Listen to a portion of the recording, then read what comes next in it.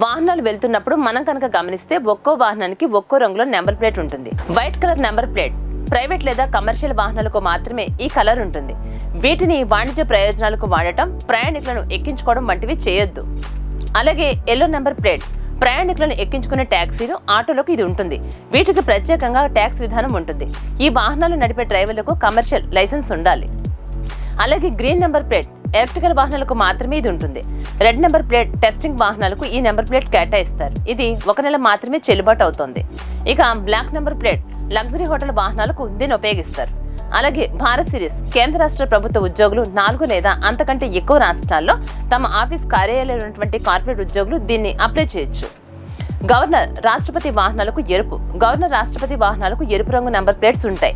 ఈ number plate లో జాతీయ చిహ్నం, అశోక స్తంభం నమూనా ఉంటాయి. ఎంబసీ వాహనాలకు బ్లూ ప్లేట్, విదేశీ రాయబార కార్యాలయాల వాహనాలకు మాత్రమే బ్లూ కలర్ నెంబర్ ప్లేట్ ఉంటుంది.